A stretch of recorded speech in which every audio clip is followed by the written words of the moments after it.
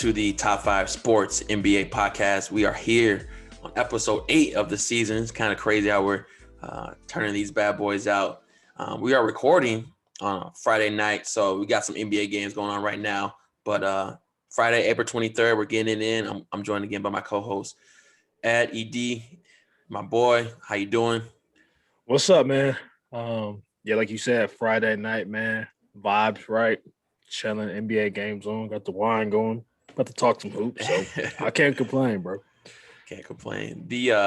That's always the biggest struggle with any podcast, especially with the NBA. NFL, since you got weekly games, it's way more easy to manage, but things could flip. Things could flip. Yeah. In case in point is our Bulls, because as we do every week, we're Chicago based. Stick with our boys through thick and thin. The Bulls are a prime example of how quickly things could just flip, because I remember this is kind of be a lot to explain, but I remember when I first started texting you last time before we recorded, it was kind of highlighting a lot of the bad the Bulls were doing since they got Vooch, since the trade deadline. And then they were on a 3-game winning streak. And for a moment, we all got like super happy and excited, thinking that like this is going to be that turnaround. And I think after that 3-game win streak, they lost a few games in a row. And I think the big one was when they lost to the Orlando Magic, the Wendell Carter revenge game. He did play really well, actually. He did. He had 19 and 12. Right. And then literally, I think either that night or the day after, we get the news that LaVine's going to miss 10 to 14 days due to health and safety protocols. And, man, like, this team has been so disappointing, to put it frankly. And there's a lot of angles we can approach this, but I just want to just go ahead and give it over to you to start, just to see where your head's at and how you feel. I mean, I know how you feel, but to hear what you have to say about this team and where they're at right now. Man, if anyone's been listening to the pod, if you know me, I've been calling for a tank all season. Mm-hmm. And it's looking that way, bro. I mean, honestly, let me take a step back. Am I happy the Bulls are losing? No, I'm not. I would like them to do well. I would like them to perform better. But at the same time, man, I'm not going to sit up here and act like this isn't a deep draft class coming up. And not only is it a deep draft class, the pick that we traded for Vooch is top 4 protected. So it would be, some bullshit, pun fully intended, for us to get the 5th pick and get and forfeit that to Orlando. But, I mean, if we get a top 4 pick, man, now we're looking at Jalen Suggs, Cade Cunningham, Jalen Green, Evan Mobley, bro. Like, come on now. Yeah, it gets. Gotta have a glass half full. Yeah, it could get nice, man. But like on the court, I would definitely say we've been derailed by a lot. Just haven't figured it out, and that's going to take time. You know what I mean? I think a lot of people are like, oh well, the Vooch trade. Like, did we actually win that? And it's like, dude, it takes time to figure things out. Like, we got people in different spots, people coming off the bench. There's just a lot going on, man. So for me, I would say the Bulls are, where I expected them to be, more or less. I did think they'd be like in the 10th, 9th spot for that play-in spot. So that's unfortunate. But if we get a top 4 pick, bro. Yeah. Look, I mean, look, I'm all for that as well, too. I just feel like the way our draft history is gone, man, that we would end up with like the 5th or 6th pick. But so, yeah, the Bulls are 5-9 since they acquired Vooch and all those guys and Tyson, and actually have a winning record without Zach LaVine, which is kind of, I guess, a silver lining in all of this. But for me, when I look at this team, game in and game out, the issue comes down to the backcourt. And, the front court at this point is undoubtedly our strong suit between between Vooch, obviously, who's been amazing since he's gotten here. He's been consistent and productive. That Young, who I believe is one of the best veteran big men in the league. Yep. Larry Markkinen and Daniel Theis, who I believe is getting really, really good minutes since he's came over. I think that's a really good front court. And I think with the exception of maybe Larry, you can kind of count on those guys to come in and give you good minutes.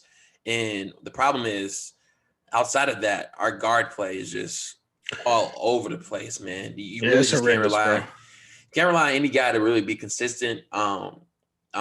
You got Sadaransky, who has the ability to maybe step up and make plays, but he doesn't have that um, the athleticism or the quickness to really create his own shot. He's one of those guys that is good within a system, but Right. you really can't count on Sato to get buckets. And you think about Kobe White, he's almost the opposite, where you can count on Kobe on a given night to get you 25 to 30 points and to light up from three and create offense, but he's still all over the place with his consistency. And outside of Garrett Temple, there's not one perimeter defender that you can really bank on stopping penetration. You might want to add Patrick Williams there, but I don't think he's at the point in his young career where he can do anything with the smaller, quicker guard. So Right. it's on offense, it's on defense, it's inconsistent, and that's why I'm so just like hoping that we again can fall in the spot to get a top 4 picking and get a guard like Suggs, who is kind of known for being a really good hard-nosed defender.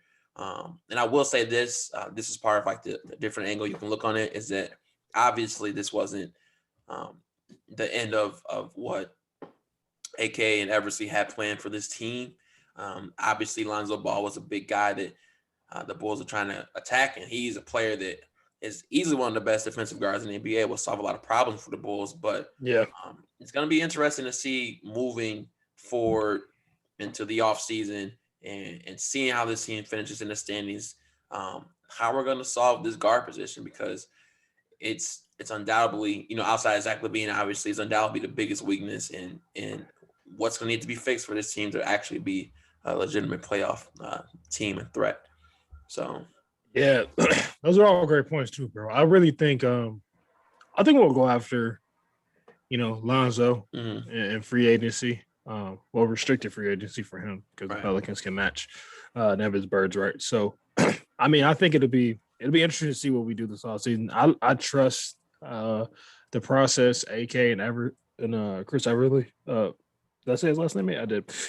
Have in place. So, I don't think it's going to be different. It'll be new, a new system in terms of like the process that we go about it. But I trust what they have in place just based on some of the moves that they've already made. Like, for me, us having a top 4 protected pick and them just saying, "Oh, we're not going to give you a first round pick," like that shows me they really think about things, because, even though it's a deep draft, like making sure that we could at least get a chance at that top 4 shows that like they do their homework, right? Like they could have really just given up a 4th pick, but making it like, "Oh, we're going top 4 protected," knowing that this could potentially go off the rails with COVID and play and everything like that. So, I'm happy, man. I think we'll go after Zoe, make some noise there potentially. I think Zoe would like Chicago, to be honest, just based on what we're doing here. It'd be a great fit with Zach LaVine.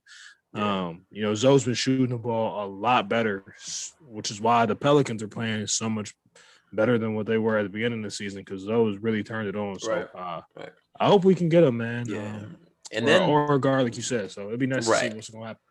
And I guess a point that needs to be made, and I feel like it's missed on a lot of young teams or just rosters in general, is this too often we talk about teams and players and we go to like, who can they acquire? Like, who's out there? Who can they draft? Who can they pick? Sometimes you see this with some of the best teams. It's about developing who you got right now on your team. And that is true too.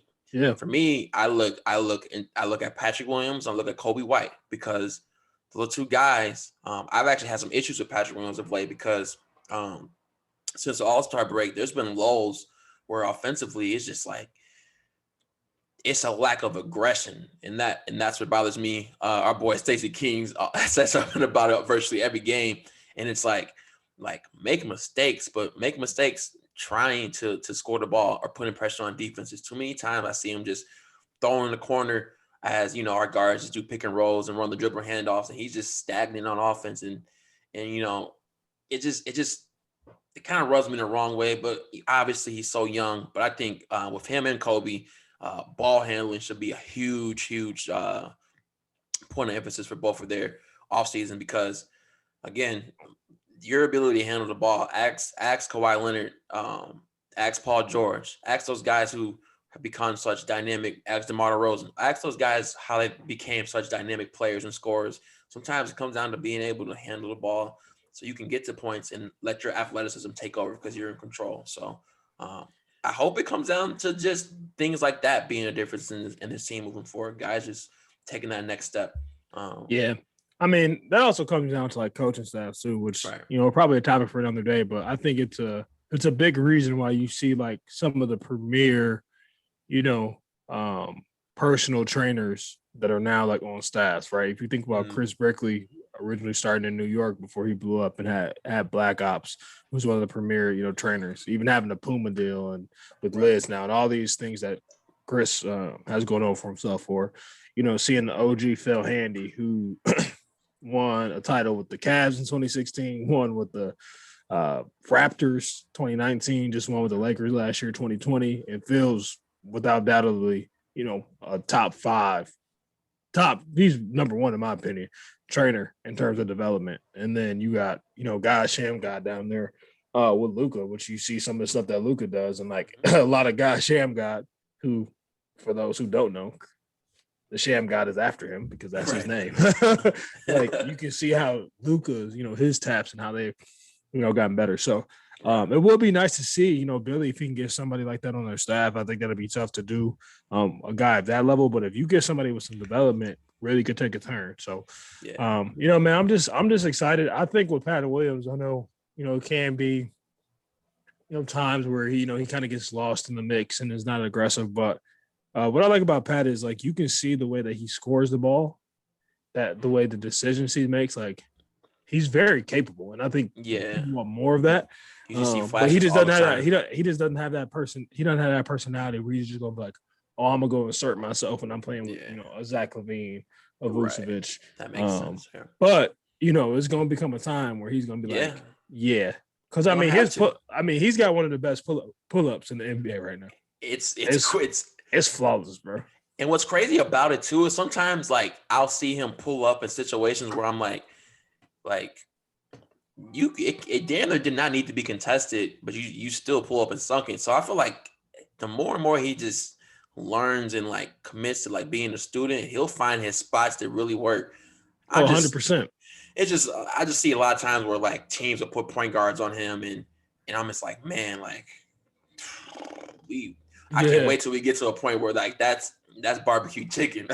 He can just take dudes off the dribble, post up, and I'm sure that's all stuff he'll add to his bag as the years go on. And facts. I gotta tell myself to be patient. Even with Kobe, I gotta tell myself to be patient because it's funny because whenever I think about other players now on the Bulls, I'd be like, be patient. Sometimes it takes guys to their 23, 24, but from our boys, I'm like, bro, you gotta be good tomorrow. like come on. It's funny how fandom can affect the psyche, but that's the D Rose effect, man. We still remember D Rose coming in and dropping 36 in a playoff game. So he was so fucking. Yeah, some guys just have it too. Some guys just got it, bro. Like that. Just got it, bro. Yeah. Well, but Bulls, I'm already knowing. Go ahead. The lovable losers. We still love our Bulls though, man. Repping. We'll always be excited. But on a brighter note, obviously Quincy and I always have, 5 things we don't like, 5 things we didn't like. Sometimes it's 5 takeaways. Right. This week's list, I think is just, 5 points that really just stuck out to us. But if you know me, what the first point's about to be. Hey, let me speak real close to the mic. A lot of you motherfuckers told me Steph Curry was cooked. Y'all told me he was cooked after 3 games. I had people texting me, tweeting me, yeah, Steph Curry can't do anything without Draymond. He can't do anything without Clay. He's so bad now. Oh, my God. Westbrook would never do this. Where you motherfuckers at now? That's what I want to know. I want to know where you at now because Steph is destroying everybody. Oh, everybody. Bro, I'm just going to yell out some stats just for the season. My man's at 31 a game, 5.5 rebounds, 6 assists, on 49% from the floor, 43 from 3. And what has he been doing as of late? Oh, just between March 29th to April 19th, Steph averaged a cool 40. Mhm. Yeah, you heard that right. 40, 7 threes a game and 4.5 assists. He made 78 threes during that stretch. Mm. He also exploded in Philly, where he got a chance for MVP for 49 and had 10 threes. Ugh. He's the only person to average 40 over a 10-game stretch, shooting, I think, at least 60% from the field since like Wilt Chamberlain. So, yeah, again, let me just run that back. You heard all them stats. Where are you motherfuckers at now? Because I've heard a lot of people's awful. Hey, I know everyone may know the guy was like, I remember you was wearing slip-on shoes from the dollar store, from the Dollar Tree. That dude, yeah, that's to me right now. I ain't forget. I ain't forget what y'all told me.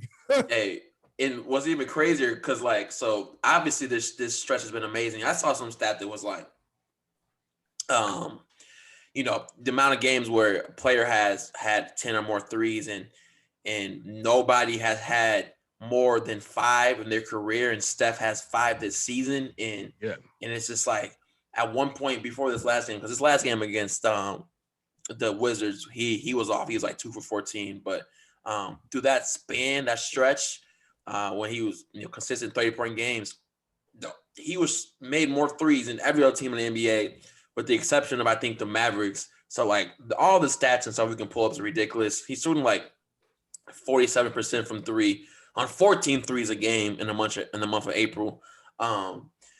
It's ridiculous. And to be honest.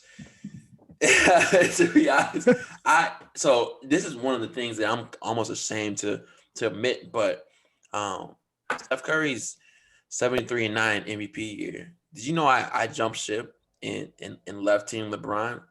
Not a lot of people know that, but there's a few friends of mine that are like real, like what? Real. Listen, I know, crazy, but I jumped ship and I was legitimately rooting for the Warriors to win against the Cavs in that 2016 NBA Finals. It was crazy, bro. Crazy. And I regret it looking back on it. But we hold on. I know we gotta stop, but we gotta talk. How did this even come about? Like, how did you just, bro? You love LeBron though. Like, no, right? Like you like the biggest. You one of the biggest LeBron fans I know. I mean, you're rational, unlike most people, but like, right? You definitely like. It's LeBron all day, every day. So how did this even happen? We just weren't seeing. The reality is we just weren't. No, we've never seen what Steph was doing. That's what it came down to. I think it was that Oklahoma City game. It was a regular season game. Yeah. That shit was iconic. I don't even have to. You know what I mean? When he pulled up from damn near half. That was a game for me that like probably pushed me over the edge, and like I just had so much respect and admiration for him. But obviously, all that came down to earth. But I'm saying that just to know that. Like, I might not be all the way with you. I do believe he's a GO PG, but I'm a huge fucking Steph fan too, man. I'm right there with you with all the. I love Steph, man. If it's one thing I will say, and I'm not gonna try to deny your truth. Your truth is your truth, but I personally don't really see or hear the same amount of Steph criticism as you do, and maybe it's because you getting this from friends and whatnot, but I'm trying to think of this in the broad spectrum of the media. And like, I'm sorry, but I don't think Steph gets as much disrespect as some of the tweets I've seen. Now, maybe on a personal level, on what you get from your guys, and it seemed like it was pretty personal from you. That's where it's coming from. But I feel like Steph gets he gets his fair criticism. Like there's some real good playoff numbers that come up about him that can kind of be valid, but I don't know, man. Maybe listen, man. Listen, bro. The streets troll my guy, bro. The streets troll my guy. Like, people pray for Steph's downfall. Like, don't get mad at him because he's a family man with 3 kids and loves his wife and loves Jesus. Like, that's his prerogative. Like, Muggs be like, they be so ready for Steph to fail, bro. I swear. That is. He is damn. Look, I'm gonna sum this little point up, man. This tells you everything you need to know about how people move about Steph Curry. Kendrick Perkins literally tweeted at this man. He said, "Hey Steph Curry, anything that I've ever said negative about you, I apologize, sir. What you're doing on the court of the game of basketball is beyond legendary." He was like, another 49 piece spicy with the W. I was just jealous because you're light skinned and I'm not. That's what he said, bro. He was calling them green eyes, bro. They said Kirk was 3 tweets away from calling Steph a red bone. That's a different topic for another day. But it's just how it is, man. They be praying on my man's downfall. So, hey, anyway, anybody who was in my comments on my line, I'm waiting for you. I've been waiting for you. We'll talk about this another day, but I've been waiting for you. No Steph slander ever coming my way. No Steph slander ever. I appreciate that, man. I appreciate that. Bro, Drew Holiday was on he was on the Old Man in 3 pod. Mm-hmm. And he was like, Steph is putting this in little kid's head. Like, this is okay to try. He was like, no, it's not okay to try that. Only he can do that. Only he can do that. Nah, for real. For real, bro. Like, I'm serious, bro. Like, you see a lot of the shit he making. I'm like, bro. Like, in terms of like Steph's like shot repertoire and like his layup, his finishing, bro. Like, it ain't really nobody that can do that shit, bro. Like, for example, like Kyrie, like, you know, obviously got a strap, can shoot. Best finisher in the game, in my opinion. But like, he still don't be shooting with the array that Steph be shooting with. Yeah. Like, that's what makes Steph so crazy. Like, Steph will pull from like 30 off the dribble on your ass. Mm-hmm. But then he also run off 1,000 screens like he Reggie Miller or some shit. Yeah. And then he will go in and finish with both hands, like, you know, the second best finisher in the league, bro. Like, it's crazy. And Steph, I'm pretty sure Steph's like, when healthy, he's like top of the league every year in like miles ran. Like, he moves more than moves, bro. Yeah, moves, but no, people don't understand like there's something God given about Steph's hand-eye. They're like, obviously you can rep, you can shoot, you can work on your shot, but like, right. Nah, bro, it's something different. Some of that shit just like he has more access to his brain than the average, or even a good NBA player. Bro. He has more access to his brain as a fact. No, for real though, bro. Like, no bullshit. Like, he legitimately like some with Steph just register. They don't register with other people. Yeah, you know what I mean? Like, it's just shit different, bro. Because I'm sure there's a lot of dudes they got similar shooting routines and put up a lot of work on their jumper. That shit do not translate, bro. They not him. All right, so moving on from Wardell, your boy Rodell, we got a team we want to talk about that I think a lot of the NBA has kind of paid attention to, mainly because they're in the biggest market in our country. That's the New York Knicks, and they have been balling. They're on like an 8-game winning streak right now. Knicks tape. They're doing it with defense. They got Chicago forever, Tom Tibbs and D Rose back in action, and I think a lot of people think Thibodeau will be coach of the year. There's an argument for some other guys, but man, like, this team's a real deal. And you got RJ Barrett, who is taking the next step. I think he's greatly improved his 3-point shooting. You talked about you just mentioned how important trainers are in today's modern NBA. And I just was watching a video on The Ringer, and they were talking about how RJ Barrett and Drew Hanlon, which is another popular NBA trainer name that you hear about, have been kind of dialing in his jump shot and like trying to fix his posture. And he's went from like a 35% 3-point shooter before the All-Star break to a 42 3-point shooter since the All-Star break, which is incredible given like his athleticism, his size, his ability to create. And you think about that Knicks team, if he can shoot that consistently from outside, it just opens up so many things on top of him being a good defensive player. But I mean, this really is a good team. And what's crazy, you got young guys in this Knicks roster like Obi Toppin and Emmanuel Quickly, who have been kind of in and out Thibodeau's doghouse. So those guys will go games without really playing much, but they're still getting production out of so many players. And obviously the big dog, who I'm gonna give you the lob to talk about, because I know you kind of want to go bloat a little bit about what you predicted, but the boy Jay Randall. Yeah, man. So I think Quincy and I recorded this pod 2 months ago. I want to say it was February 18th. You know the date. So, but I know the date. Want to say. I want to say. And man, so on the pod, man, I was, we were discussing, the All-Star game. Zach LaVine was about to get his first bid, making that campaign. And I brought up Julius Randle because, I love Julius. And I traded him in fantasy. Don't ask why, for the season. But man, I was like, Julius Randle was having this season that no one else in like NBA history other than Larry Bird is having. So, I said at the time, I'm like, yo, hot take, Julius Randle needs to be on the All-NBA team. One of them, he's one of the 15 best players if he keeps this up. So it came to my attention, ESPN, you know how they do.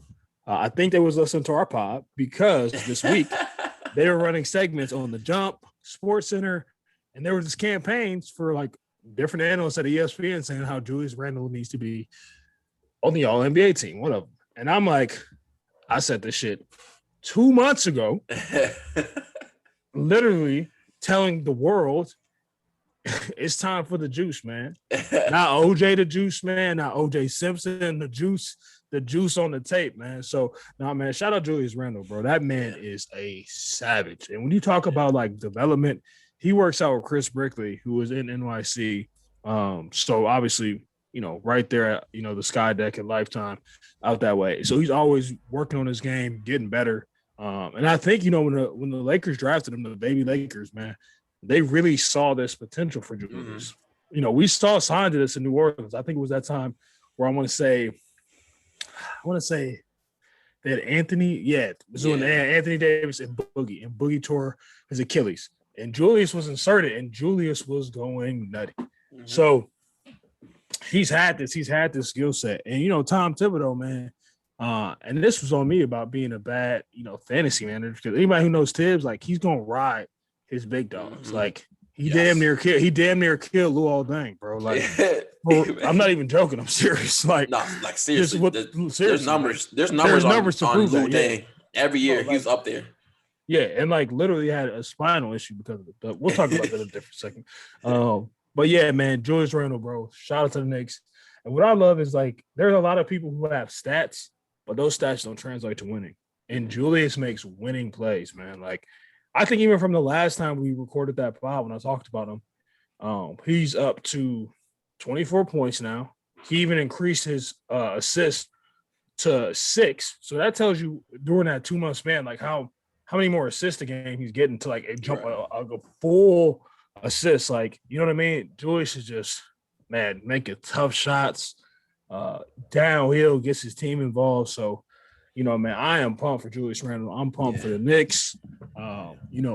Whether people like the Knicks or not, I'm not a fan of them, but I will say this.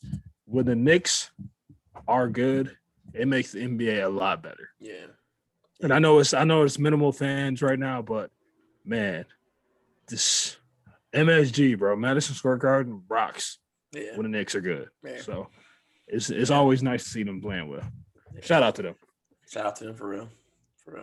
Yeah, I agree. The playmaking aspect of Randle, without doubt, is the biggest thing that jumps out because the scoring and the rebounding were always kind of there. You could see it, but the playmaking is why it's like, dude been in his bag. He's been grinding for real.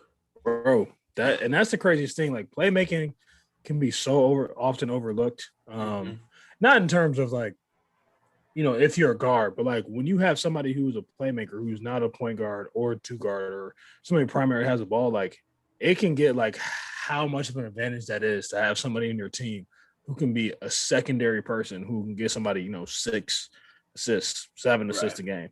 Right. That's what, like, even though we're past the Bulls, that's what's so great about, Thaddeus Johnson, bro, because like he's not a guard, but like he's gonna find people and it gets that offense flowing, man. Right. So right. Gotta love what Julius is doing up there, bro.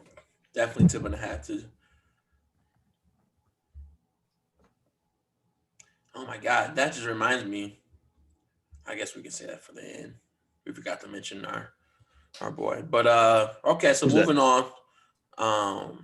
It was a sad story. We're gonna have the sad story at the end again. Yeah, damn, bro. It just BB in Kentucky made me think about it. But so now moving on to kind of one of the more, I guess, like talked about things, and given Steph Curry's kind of like huge numbers over the recent few games, and I'm pretty sure there was a clip of him. He was asked about how he feels about him winning MVP. He's like, yeah, I gotta be the MVP, which makes sense given his his string of play. And the NBA MVP regular season award is one of the most in my opinion, annoying things, awards, in all sports because The too popularity often, contest. yeah, the goalposts move from year by year. Sometimes it's too narrative based, sometimes it's statistic based, and a lot of times you see MVPs get into the playoffs and they don't perform well, and it's kind of like, yeah, was he really an MVP? Is LeBron MVP every year? But um, it's always tough to just everybody come down to a agreement of like what the hell the Yep. the Yep. the, the, the trophy actually means. Mm-hmm. But given that, I think we can all agree that for the most part this year it's been like a Jokic and Embiid um, Yep. race. Mm-hmm. And as of recently, we'll get into injuries a little bit later, but Jamal Murray went down. The Nuggets haven't lost since Murray went down. So Jokic has been stepping up and doing well, and vice versa. Embiid and the Sixers have lost some games, but they've been without Ben Simmons and even Tobias Harris and Steph Curry for some of those games. Yet those games have been close, and Embiid's been doing Embiid things, scoring close to 40 points, getting the double doubles every game. So as it stands right now, it's tough to really call it. I think it's going to be tight. I think these games going into the end of the season will matter. So I can't even call it. But I guess my question for you, like if you had to put a top three, and then another question is, how serious should we take Steph Curry as an MVP candidate? Because I'm sure if he stays on this rate, he can't be ignored. But there's a lot of basketball left to play, but also not a lot of basketball to play Yeah. to make Right. shit shake. So. Yeah. I mean, I think right now, I think it's like, Nikola Jokic. I think it's the Joker, bro. Like, I mean, even though the Nuggets are in the 4 seed right now. So they're on the 4 seed in the West. For perspective, the 76ers are in first in the East, and the Nuggets only have they're one game behind them. Right. For perspective. So it's kind of like, the Joker's putting up, 26, 11, 9 assists a game, bro. He's shooting 57% from the field, 41 from three. Like, as a big, he's making plays. And I think it's easy to forget that the Nuggets did not start this season well, right? They had a lot of injuries, they had people out from COVID, and it was basically Jokic just powering them to wins, bro, right. Powering them to wins. And, they lost Jamal Murray, and that hasn't stopped. So, he's definitely my top three. You mentioned Embiid.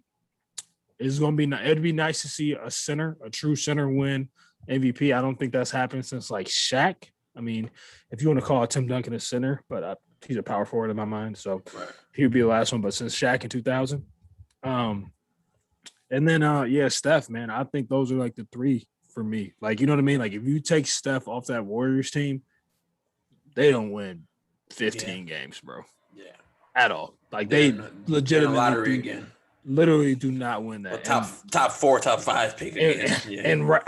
And right now they're in that playoff picture, 29 and 30, and it's just like, bro, without Steph, that 29 wins is cut in half immediately, bro. And so it's just even like some games, man, that he's been playing, like, they had a game versus the Celtics when they were up 6 with like a minute and a half left and they lost. And it's just like certain shit that he can't control. So I think he needs to. But I think right now, if I would have to say, it's definitely Nikola Jokic to lose for sure. Yeah, I think so too. I agree. It'll be a nice shakeup as well. And to speak on, and you rarely see guys be able to win MVP when the team's so far out in the standings. I know a lot of people has been kind of comparing Curry's stretch to Kobe's stretch, and pretty sure that's 2006, and even then the Lakers were at a better seeding, I believe, than the Warriors. They were 7 seed, So a little bit more work for Steph to do. I'll be remiss to not mention Giannis too, because I think he's a prime example of voter fatigue. But I mean, look at impact and things he's been doing on the court and how the Bucks have been looking. It's not that much different than the last 2 seasons. Obviously, they're not like running away with the East, but it's not too much different. Giannis is still, he had a little bit of a knee soreness issue, but he's still the freak, man. He's still that dude on both ends of the court making shit shake. So he's also somebody, he'll probably round out the top 4 if I had to say so right now. Right.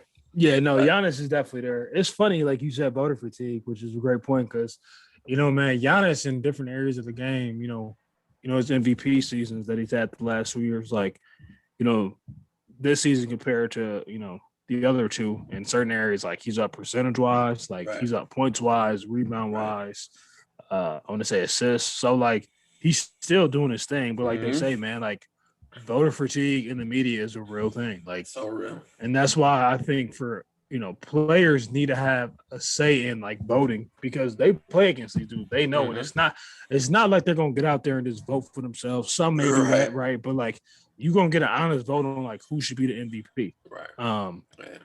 So yeah, man. I think if we had to do a top 5, I would say Dame Lillard, who was like one of my dark horse for MVP, he would be around in my top 5. But it's all about the storylines. And right now with the Blazers still stuck in, 6th in the West. Right. It's not a storyline that people are gonna be looking at. But I will say this, man. It's not gonna happen. He won't win it or even be in the top 5 for voting. And we'll get into this later. I don't want to jump the gun, but Chris Paul for MVP needs to be a combo. I'm gonna talk about this a little bit more in a later segment, but he needs to be in that combo. Maybe he's not gonna win it, but he needs to be in that discussion just based on what he's doing. I mean, shit. The Suns are secretly the second seed. We'll get into it. I do want to kind of try to segue this off the Warriors and Steph in the play-in seed, and that is just a reality of how this season feels and looks with these teams, given the fact that we have this play-in tournament this year and how there's like kind of two sides to the story. I think the biggest thing when it comes to the NBA is that these can really be some of the dog days of the league, of the regular season, where you got a lot of teams that are kind of mailing it in. And now there's incentive for teams like the Washington Wizards, who I believe are on a 6-game winning streak, to really make a push. I believe the Wizards would be, they're locked right now. Yep, they would be the 10th seed. And if I'm the Heat,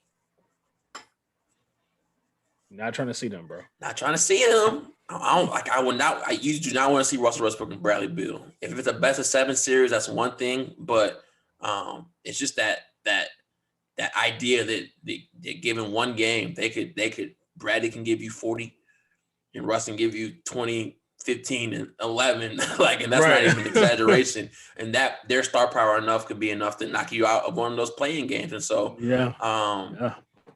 it's a situation where I think overall helps. I think the issue with the shortened season makes the schedule of it's tough.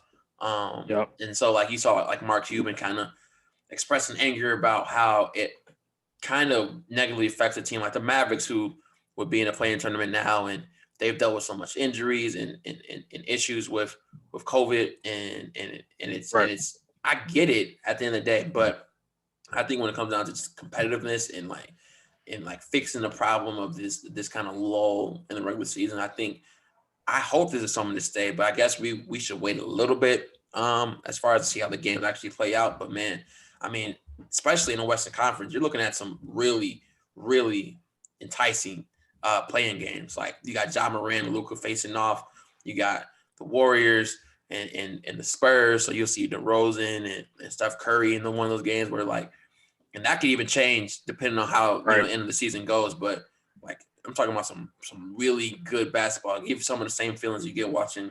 Like March Madness, because like if you, with the exception of I believe the the 7. Because the way it works, if you're 7 seed, you have to lose twice to be eliminated. Correct? Yeah, because I think so. I don't know. I think they changed the rules though, bro. Like to be honest, if I'm not mistaken, the 7 plays the 8. Yeah, and the winner is in. Is in. And then that's what it is. And then you have to lose twice. Yeah, that's right. But that's my thing. It's not like 7 versus 10. It's like 7 and 8 play each other. Yeah. Who lose? If you lose again, then you out. So yeah. Right. So like you still have an advantage. So like from Mark Cuban's perspective, it's like it's not like don't lose 2 games. Like you just got to win 1 and you're good. Right. But yeah, I overall I'm liking what it's making a lot of teams on the fringe do. Like think about the Bulls. Like they're making a push. They're making that trade probably because they know that you just got to be a 10th seed to have a chance this year, and the Bulls very well could end up in that 10th spot. Who knows? But I like it. I hope it stays, and hopefully when we get a regular schedule, these seasons can be like spaced out, so it's like less stressful on teams going into the end of the season. Yeah, man. I honestly think that like kind of the way that they did it last year, like if you kind of like maybe not like the 7-10 thing, but like if it's like 8-9 and you within like 4 games of them, like had that playing game, because it makes the other team still want to compete, like knowing that they have a chance to get to the playoffs, they have something to play for, and it's just so much better than like teams sitting players. And like, okay, let's take like the Sacramento Kings, right? Like they're fringe right in the mix.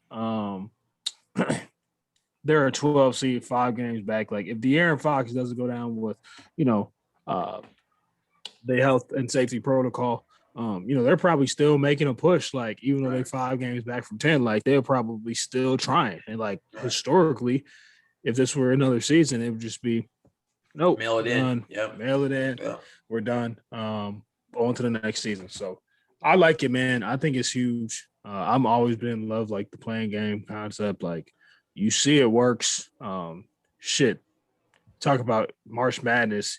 UCLA got all the way to the Final Four as an 11 seed, and they played in the first 4 in Dayton. So, it's what would be in Dayton. They played in Indy, but you know what I mean? So it's definitely something I think needs to continue for sure.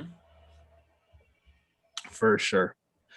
But in terms of good basketball, since we're here, this is going to be, a shout out to actually 2 people, both Jordan Brand. So first, give some props to, Zion Williamson, man. Quincy and I have been talking about it. It's funny because right now Zion is, to a degree, you would think kind of underrated. Like he is having a hell of a season for somebody in the second year. Even to the point where when he was put in the All-Star game, people are like, oh, look at the agenda. And I'm like, bro, he's averaging 27 and 7 a game and shooting from 62% from the field, bro. And the Pelicans, I mean, bro, like Pelicans are 3 games back from that 10 seed, and they're just playing a lot better, bro. So it's just like, to me, like you say what you want. Maybe it's because he's a smaller market. Maybe because now that he's in the NBA, people are like, oh, his game's not as pretty, what have you. And that shit's effective and it works. So, and the Jordan Brand understands that. They honor that. And, giving that man his new signature line called the Z Code.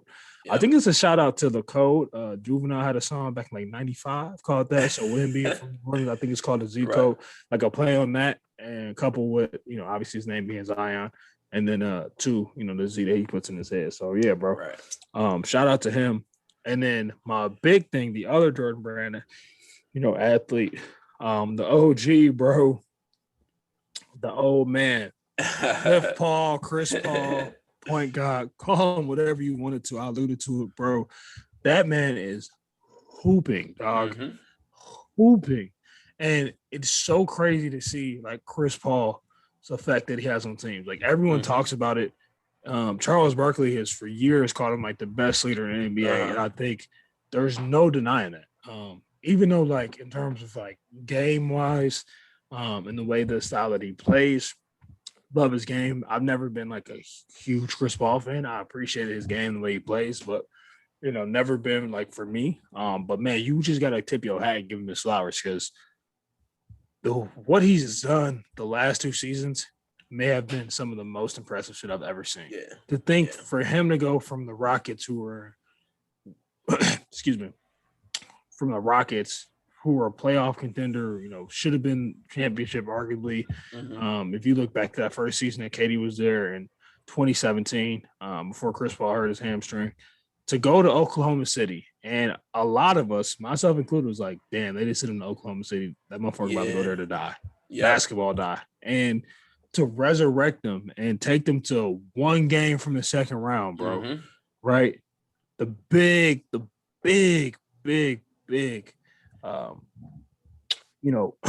component and role that he played in, Lou Dort's development and Shea Gilgeous-Alexander and those guys. And then now to take it over and see what he's doing with the Suns, like You know, the Suns are 2 games back from the best record in the league. Yep. The Suns, who did not make the who went 8-0 in the bubble and still were not in contention to be in the 9th seed. Right. Like that's how bad their season was last year. And dog, Chris Paul effect. So even though he won't get MVP, he needs to be in the conversation. Sure. He needs to be. He needs to be because like that's just, bro. You just can't deny that, man. Like everywhere he goes, man. Teams win. Literally everywhere. Teams win. No, teams win, bro. Yeah. Like the only knock people can have against Chris Paul is that those Clippers teams, you know, should have been better and should have like made a Western Conference Finals, played for a championship. But everywhere that man goes, like one thing you can't say, that shit's never going to be on Chris Paul, bro. Like for real, because that man is a hooper. Yeah, and like obviously those Clippers team, there was a lot of bad luck, especially with injuries that kind of affected that team. One way or another, the wrong times too. But yeah, you know, I actually was huge on Chris Paul. I just growing up as a hooper, he was probably one of my idols as a player. It's crazy to see that he's still like doing what he's doing at this age, and like there's nothing really about Chris Paul's game that makes you think like he won't be that good again next year. I mean, obviously it might be a decline in quickness, but he's not a bothering player, and you know, got a nice mid-range game, got a nice jumper, and he's just one of those pure hoopers, man. They will always have my respect. And to touch back real quick to Zion, the Zion 1 and his sick shoe. For the first time in a while, Jordan Brand has potential to really shake some shit with the signature shoe models, right? Because not only do they have Zion, I can't imagine Luka doesn't get a signature shoe. And for the international market, for sure. He's arguably the next whoever in the NBA. He's probably going to be, at one point, I can see him being the best player in the NBA. And then you got your boy 100%. Jason Tatum in Boston, who also has that potential to be top 5 dude. And so they got a roster right now. Bro. They can really shake some shit. And unfortunately, they don't have a good history of executing on players' signature models. And it's, I guess a lot of reasons could go into that. You think about how Melo and his signature shoe kind of caught Nike. Even Chris Paul's never really gained traction. I will say now the Westbrook doesn't do as bad. As some of the previous models. Decent. Like I still people and a kid, I have a pretty good scope because working at Nike, I get to see like what hoopers come in and want to get. So Westbrook does pretty well too. But man, like they really have an opportunity here to really like take over and have 3 of the guys that are really going to be those guys. The same way like Nike had KD and Bron and Kobe at one point, and like all these like they was them dudes.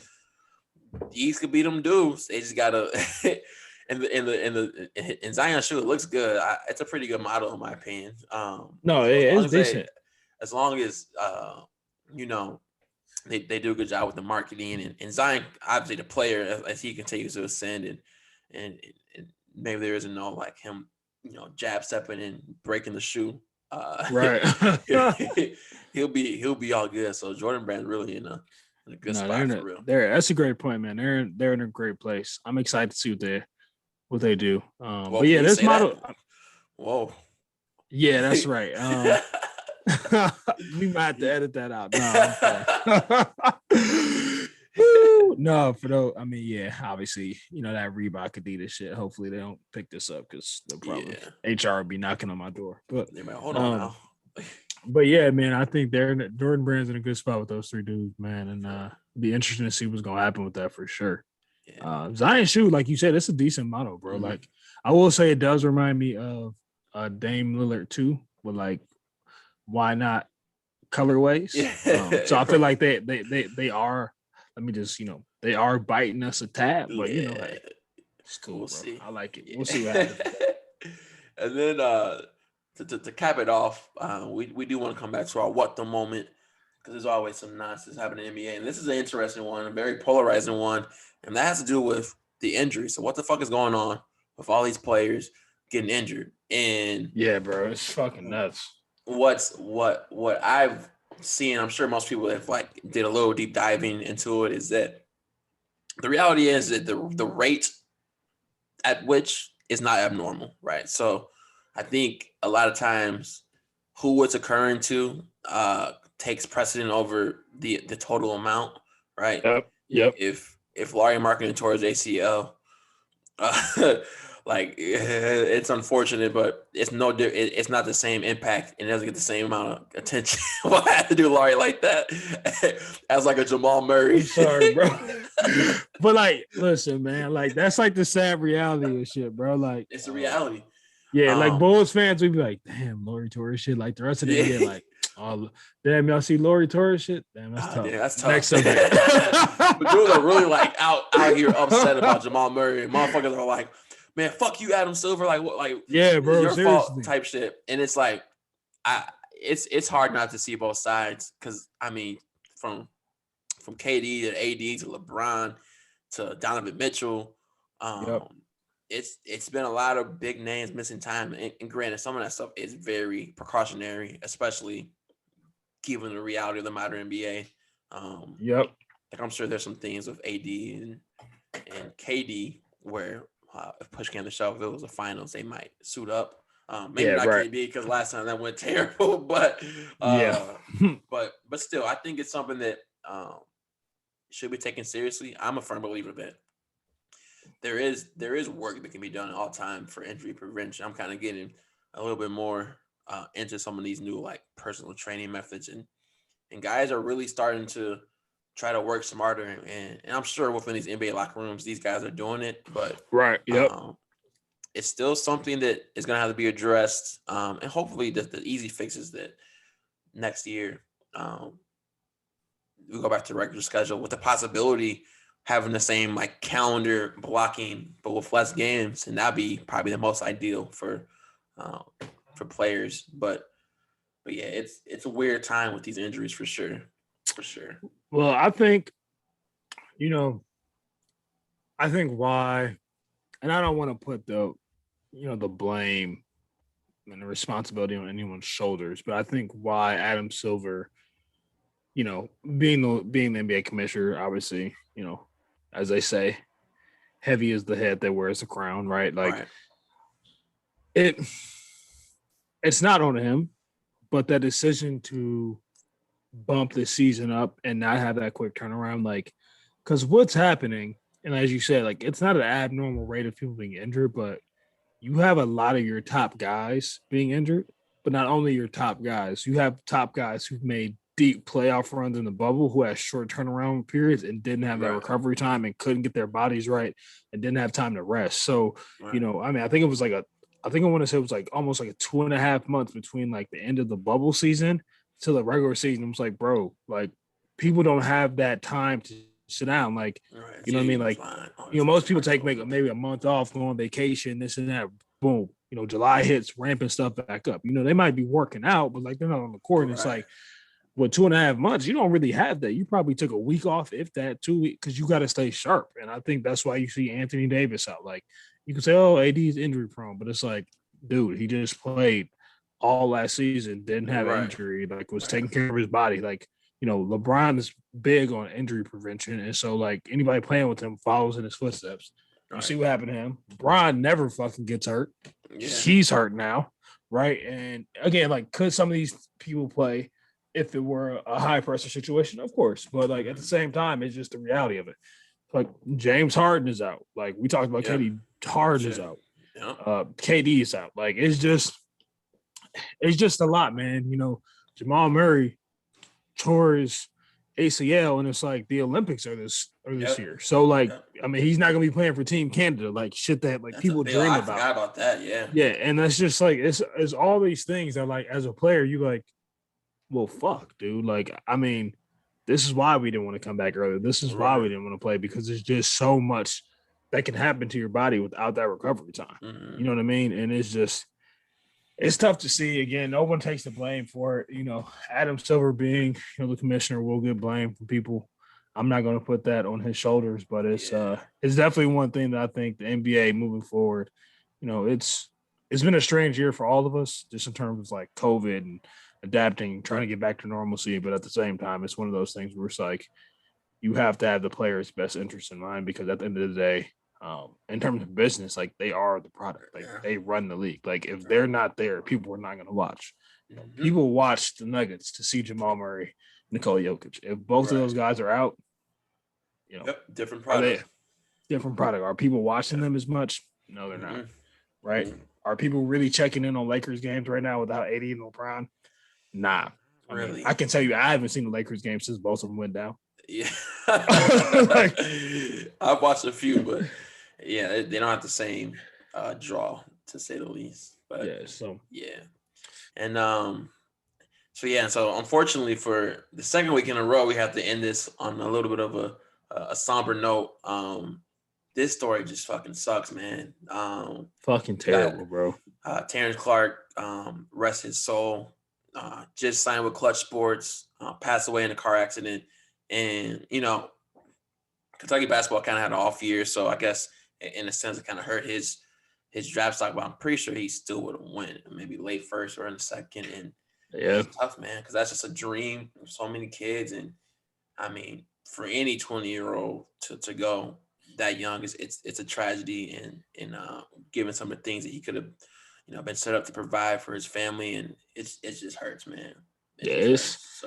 It's tough because it's one of those things where, for me, you had a kid that you can tell the way that he had an impact on people by, how many people have responded in the way that they responded. And, you see the video clips, you see, Jaylen Brown talk about him. You see, Donovan Mitchell, who, went to Brewster Academy just like in New Hampshire, just like, Terrence Clark did. You see, Chris Paul, who had him at camp. You see LeBron, and it's just he had one of those energies, man. It just seems like he just lit up the room, like he lifted people's spirits. Like no matter what, that dude was just upbeat, loving life, and one of those things where it was a guy who worked hard. Like NBA players are not just hanging out with high school kids or want to work out with, unless that kid's truly committed and sees a vision for himself. And I think that's why that shit hurts, man. It's just tough, bro. And it's you feel for his family, you feel for his loved ones.